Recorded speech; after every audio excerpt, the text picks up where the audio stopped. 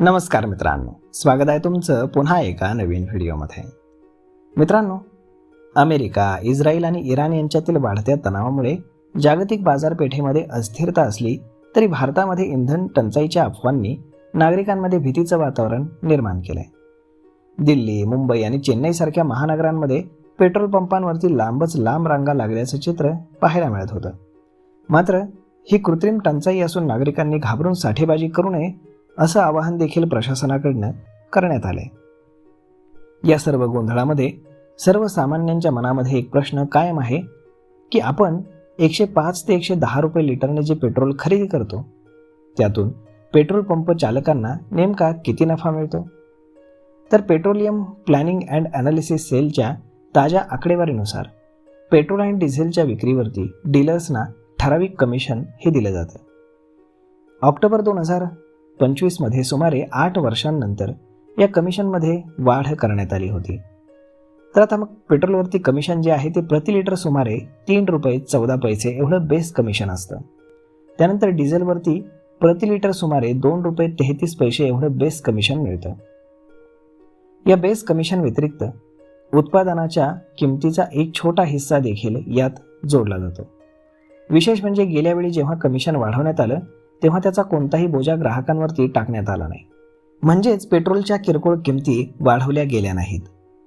तर मग आता चला जाणून घेऊयात की पेट्रोल पंपाची एका दिवसाची कमाई असते तरी किती. तर पेट्रोल पंपाची कमाई ही तो पंप कुठे आहे म्हणजेच शहर, गाव की हायवे आणि तिथे दररोज किती विक्री होते यावरती पूर्णपणे अवलंबून असतो. एका पंपावरती इंधन विक्रीतनं दिवसाला 15,000 ते अगदी 60,000 रुपयांपर्यंतचं कमिशन देखील मिळू शकतं. इंधन विक्री व्यतिरिक्त लायसन्स फी रिकव्हरी आणि विविध प्रोत्साहन योजनांमधून देखील डीलर्सना उत्पन्न मिळतं. आता पाहूयात की अफवांचा फटका आणि वाढती गर्दी यामुळे काय झाले. तर आंतरराष्ट्रीय स्तरावरती कच्च्या तेलाच्या किमतींमध्ये चढउतार होत असले तरी भारतामध्ये इंधनाचा पुरेसा साठा उपलब्ध आहे. मात्र सोशल मीडियावरील अफवांमुळे नागरिक गरजेपेक्षा जास्त इंधन भरून घेत आहेत आणि यामुळे काही ठिकाणी वाहतूक कोंडी आणि गोंधळाची परिस्थिती निर्माण झाली.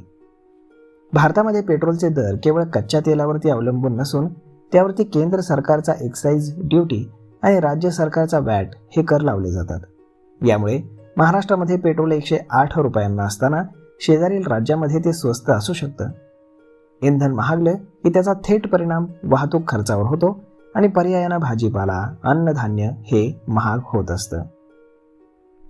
तर मग मित्रांनो, अशा पद्धतीनं तुम्हाला आता इनसाइड स्टोरी माहीत पडली असेल की आता एका लिटर मागे पेट्रोल पंप चालक किती पैसे कमावतो हे तुमच्या लक्षात आलं असेल. तर मग मित्रांनो, हा व्हिडिओ, ही माहिती तुम्हाला कशी वाटली हे तुम्ही आम्हाला कमेंट करून नक्कीच सांगा. आणि जर आवडली असेल तर आपल्या जवळच्या मित्रमंडळींसोबत देखील हा व्हिडिओ तुम्ही शेअर करायला विसरू नका. धन्यवाद.